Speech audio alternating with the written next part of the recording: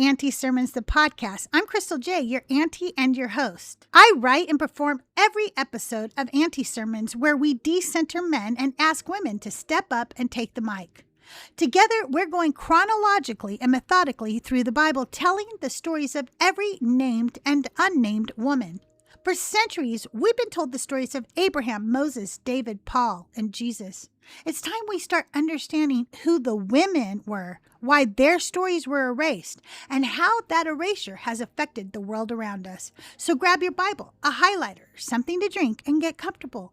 Let's get started with another sermon about one of the many women of the Bible whose story has been pushed to the margins.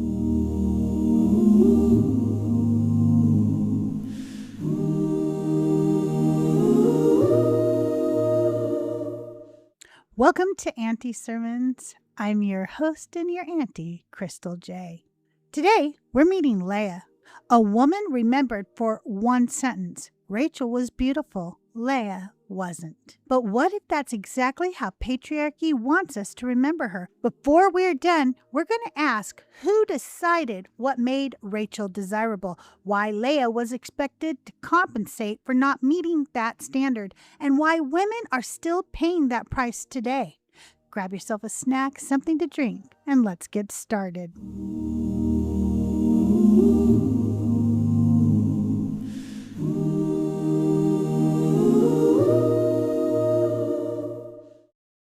Auntie Sermons, Episode 17, Leah the Less, where she enters the story. Genesis 29, 16, and 17. Laban had 2 daughters. The name of the elder was Leah, and the name of the younger was Rachel. Leah's eyes were weak, but Rachel was beautiful and well-favored. This is how Leah enters this story, not with a calling, not with a promise, not with a word spoken by her. She enters through comparison, defined by birth order, defined by contrast, defined by what her body is said to lack. She is positioned as the lesser option before she speaks, before she wants, before anyone asks her what she would choose. Rachel is named as beautiful. Leah is explained. From the very beginning, her value is framed as something that must be justified, accounted for, made acceptable.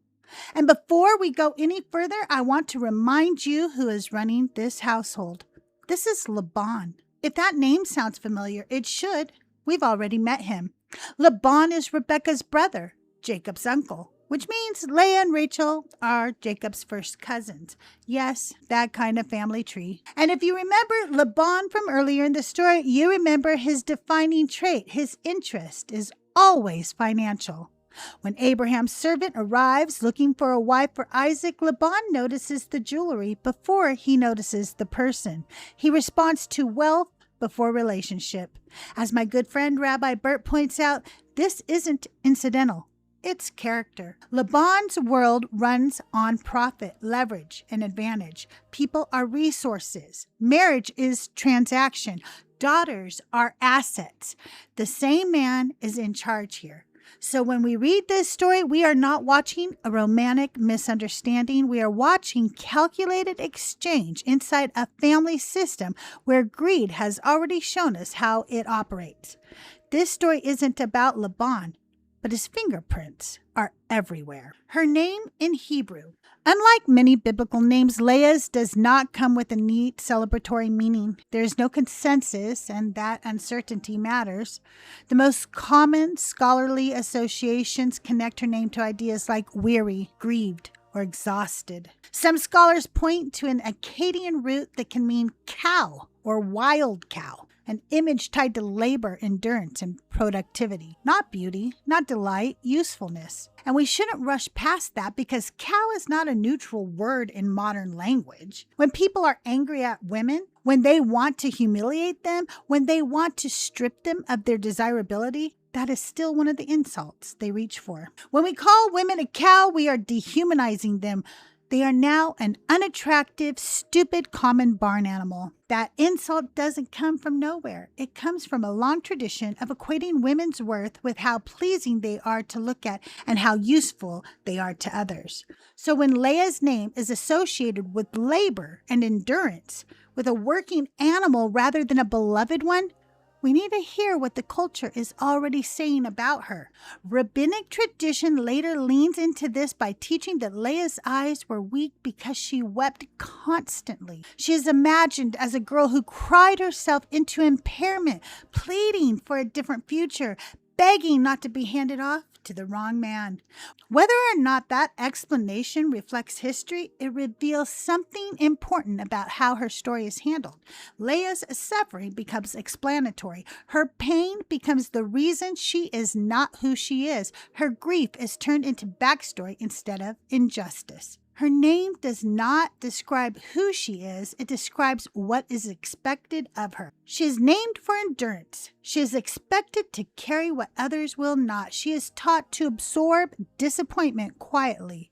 And when a community gives someone a name like that, it doesn't just describe reality, it shapes it. Names are instructions. They tell us who we are supposed to be, what we are allowed to want, how much pain we are expected to tolerate. Leah's name prepares her to survive, not to be chosen. And survival is not the same thing as love. Synopsis of Leah's story. Leah's story is found in Genesis 29 through 35. Leah is the older daughter of Laban. Her younger sister Rachel is described as beautiful. Leah is not. Jacob works 7 years in order to marry Rachel. On the wedding night, Laban deceives him and gives him Leah instead. Leah is married through deception, not consent. When Jacob realizes what has happened, he is furious, but he directs that anger toward Leah and immediately demands Rachel as well. Laban agrees. Jacob is allowed to marry Rachel after 1 week on the condition that he works another 7 years. The text tells us plainly that Jacob loved Rachel more than Leah. Leah lives in a marriage where she is not loved, where her husband is emotionally bound to her sister, and where her presence is tolerated rather than desired. Leah bears Jacob children. She names them in ways that reflect her longing to be seen, to be chosen, to finally be loved. With each son, she hopes this will change her husband's heart. It never does. Leah gives birth to 6 sons and 1 daughter. Rachel struggles with infertility for years. Over time, Leah fades into the background of the narrative. She is not celebrated. She is not centered. She is not praised. At the end of Jacob's life, it is Leah, not Rachel, who is buried with him in the family tomb. That is the entirety of Leah's story. Rabbinic teachings. Rabbinic tradition is far more interested in Leah than the biblical text itself. Where the text is brief and indifferent, the rabbis expand, they explain, they justify. One of the most common rabbinic teachings is that Leah's eyes were weak because she wept constantly. According to Midrash, Leah grew up hearing that she would be married to Esau, while her younger sister Rachel would be married to Jacob. Fearing that fate, Leah cried. She prayed. She begged God to change her destiny. Think about what that teaching requires us to accept. Esau becomes such a villain in this tradition that the mere idea of marrying him is treated as a kind of torture. A woman is imagined as living in terror, crying herself sick, not because of anything Esau actually does to her, but because the tradition needs him to be hated that badly. This God hates Esau. The story teaches us to hate Esau, and now a woman's suffering is built on top of that hatred. Esau becomes a monster by reputation alone, and Leah's anguish is used to reinforce it. That story alone should make us question every story in this book. But I digress. Let's get back to Leah. Her tears, the rabbis say, were answered. She was not given to Esau. She became Jacob's wife. She bore many children. She was eventually buried beside Jacob, while Rachel was not. In this telling, Leah's suffering becomes meaningful. Her pain becomes effective. Her tears are credited with altering God's plan. Rabbinic tradition often presents this as a victory. God saw Leah, God responded, God rewarded her endurance. But notice what this framing requires. Leah's fear is centered, but the system that created that fear is not questioned. Her suffering is praised, but the circumstances that produced it are left intact. The deception of her wedding night is not condemned. Her lack of consent is not addressed. The harm done to her body is absorbed into the story as necessary. The lesson becomes this: if you suffer righteously enough, your suffering will be redeemed.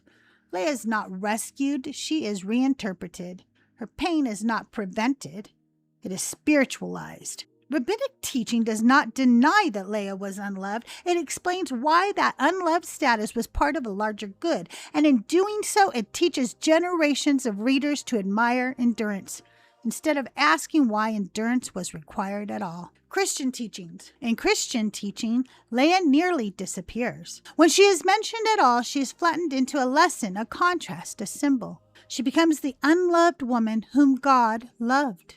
The proof that God values the inside over the outside, the reassurance that beauty doesn't really matter. But that framing only works if you ignore almost everything about her life. Christian sermons rarely linger on the way Leah is married. They never name the deception. They never speak about consent. Instead, her suffering is softened, spiritualized, turned into encouragement. She is told to be grateful, to see her children as compensation, to accept that God had a different kind of plan for her. In this telling, Leah is not harmed. She is used, and that word is supposed to feel comforting. But used means something very different inside Christianity than it does everywhere else. When we say in ordinary language that someone is being used, we mean they are being exploited. We mean their consent is ignored. We mean someone else is benefiting at their expense. That word carries a negative weight, and rightly so. But in Christian language, being used by God is framed as holy, as righteous, as something to aspire to. And that should disturb us, because these women are not being used for something holy. This is not sacred. This is not beautiful. Their bodies are being used. A single pregnancy permanently alters a woman's body, hormones, organs, bones, brain chemistry. And these women are not asked to endure one pregnancy. They were forced into sex, forced into repeated childbirth over and over again. There's nothing holy about that. Calling it righteousness does not cleanse it. Calling it God's will does not redeem it. Being used by God in this way is no different than being used by a man, a human man, who believes his desires overrides her consent. Power does not become moral just because it calls itself divine. And once again, the system that produced Leah's suffering is left untouched. Christian teaching often treats Leah as interchangeable. She is grouped with other women whose pain is explained away because it produced something useful, a lineage, a legacy, a lesson. The question is never whether she should have suffered. The question is only how to extract meaning from it. And that is the move Christianity makes over and over again. Instead of asking whether a situation is just, it asks whether God can use it. Instead of questioning harm, it sanctifies it. Instead of protecting women, it teaches them how to endure quietly. Leah becomes an example, not a person. Her story is not allowed to trouble the theology. It is reshaped until it fits. And in the process, Christian teaching trains people to distrust their own discomfort, to believe that if a story produces the right outcome, then the cost must have been acceptable. And by now, I'm sure you realize that lessons like that don't stay in the Bible. It follows women into marriages, into churches, into bodies, into lives. And it teaches them the same thing Leah was taught. If you are not beautiful, make yourself useful. If you are not loved, endure. If you are hurting, call it faith. What happens to Leah does not stay in the ancient world. It becomes the pattern, because patriarchy does not just control women's labor. It controls how women are seen. Who decides how women are seen? Beauty is not a neutral presence. Did you hear me? It's not neutral. It is a system, and that system has always been enforced by power. So let's talk about who actually runs that system.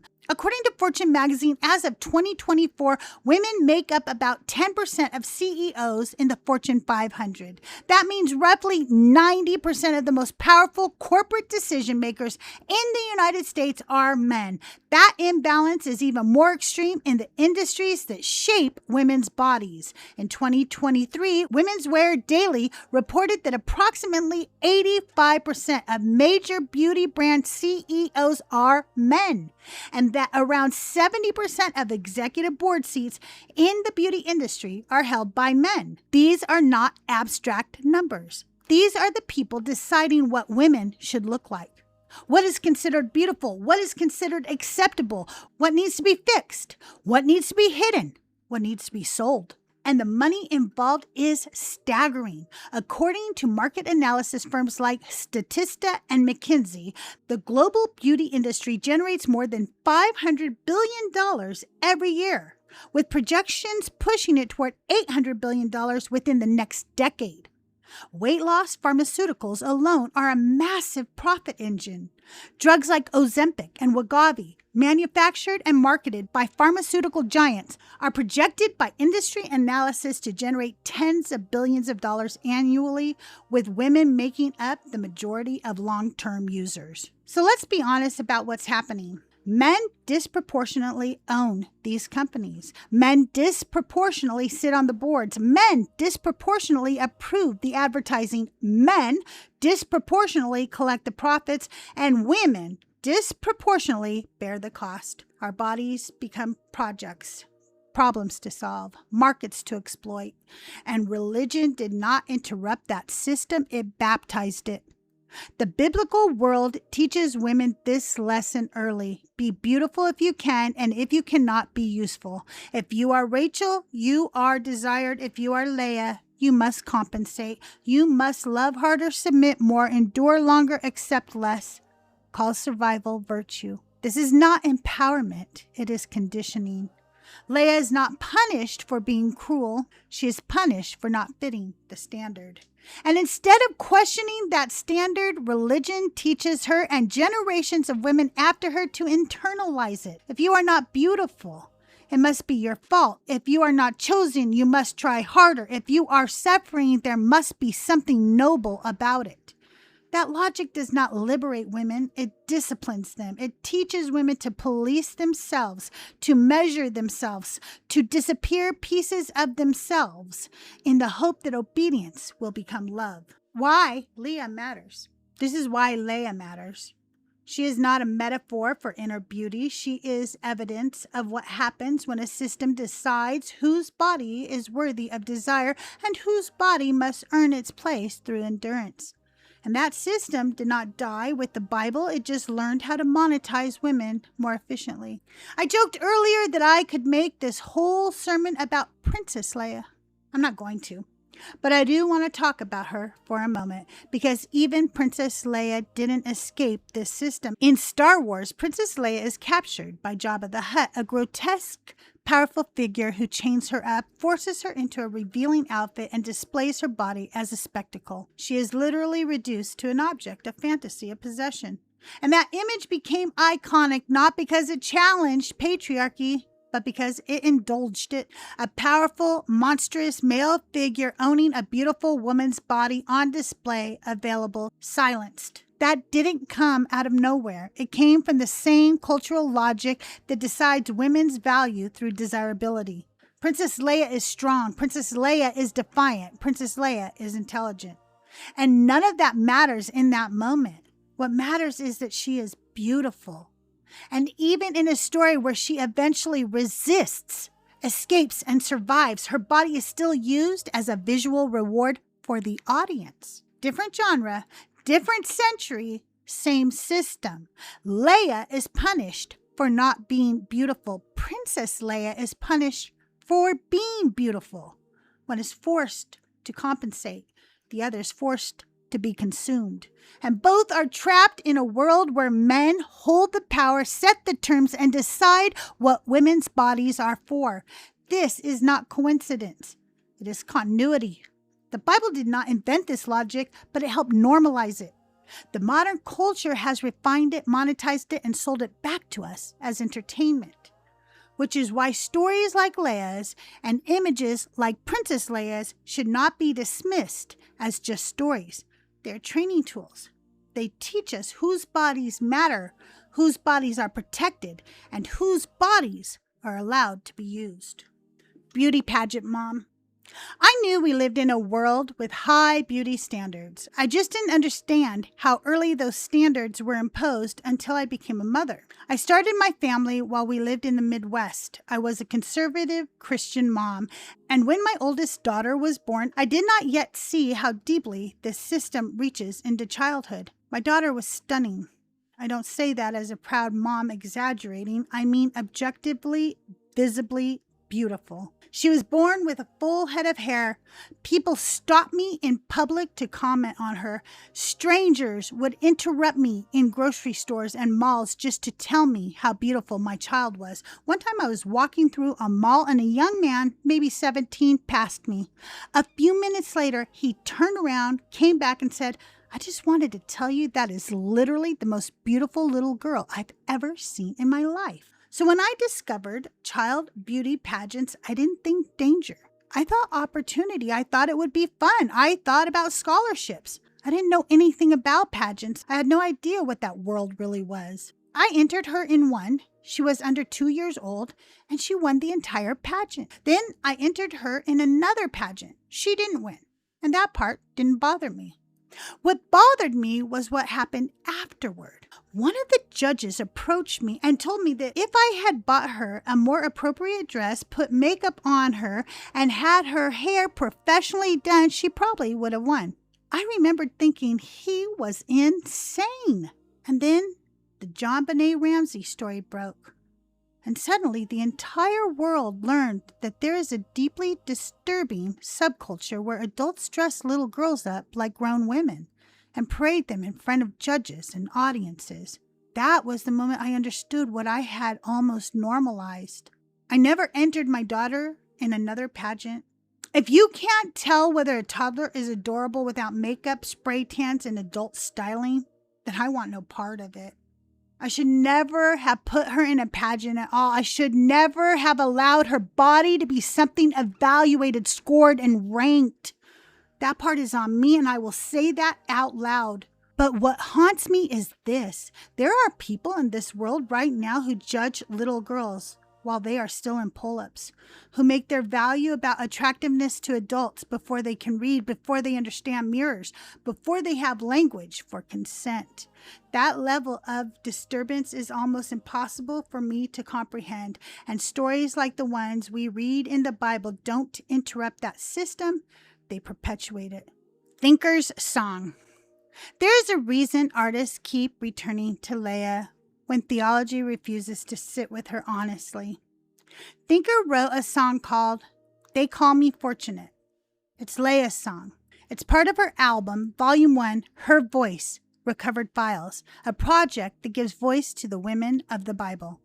In this song, she sings, "You built your worth in patriarchal systems." And later, if they don't see you as beautiful, they'll tell you to be useful.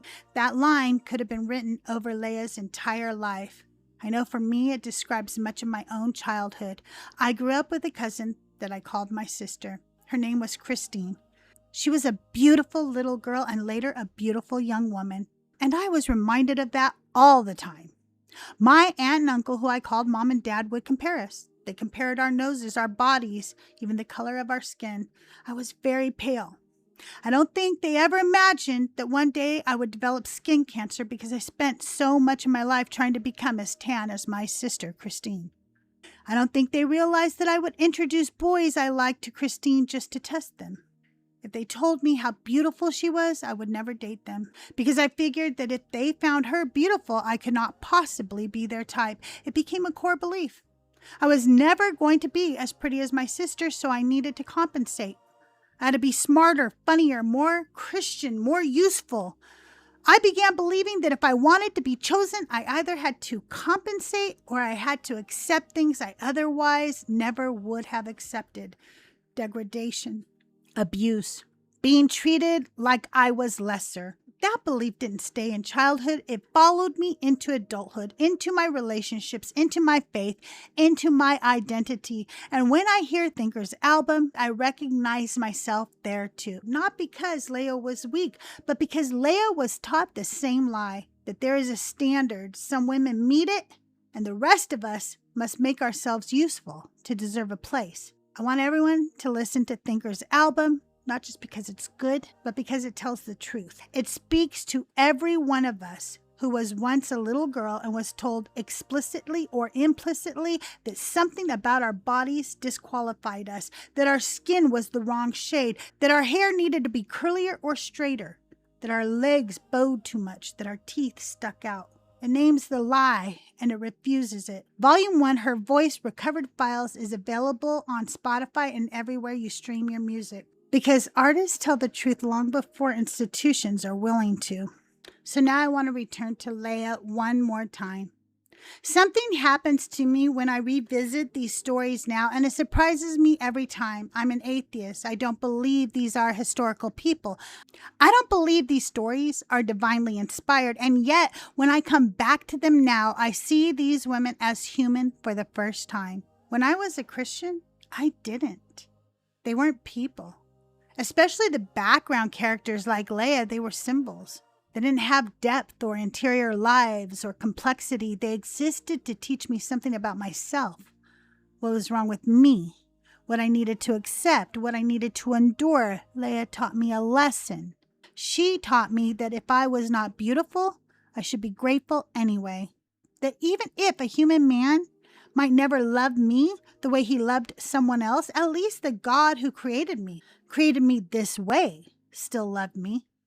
That is a deeply fucked up message. Because embedded in it is the idea that I was created undesirable and that love was compensation.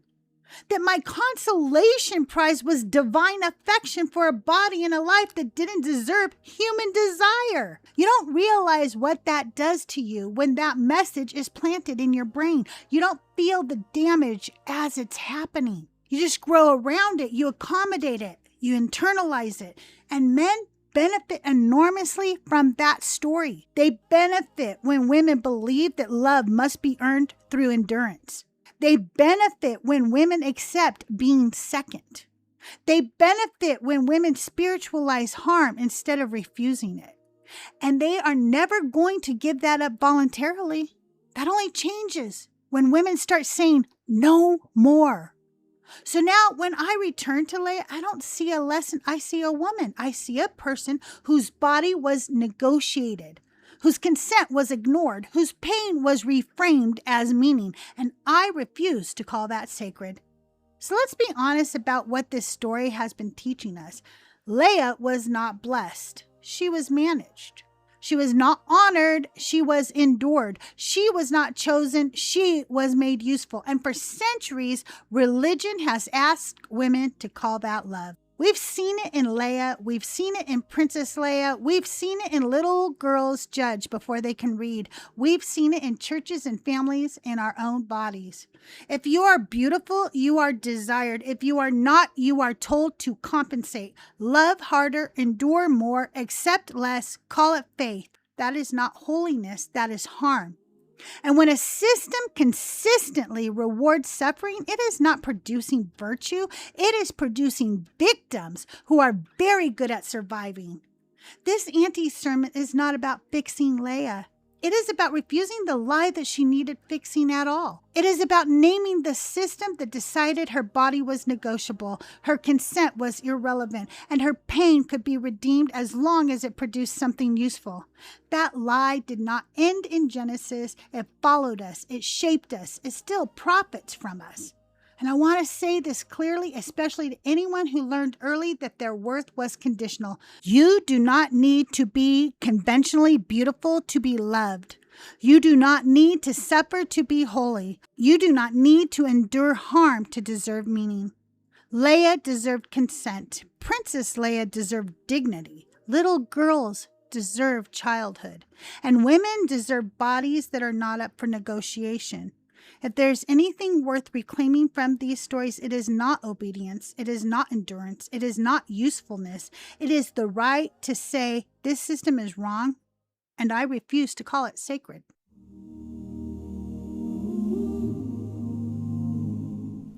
And that's today's Auntie Sermon. Thank you so much for listening. If you enjoyed today's episode, please take a moment to like, comment, rate, or review the podcast. It really helps more people find the show. And if you'd like to support the podcast financially, check out my link tree in the show notes. There are several ways you can support the show and the work that I do. You can also find me on TikTok and YouTube. I am Crystal J, Crystaljae. And remember, I'm Nice Lady.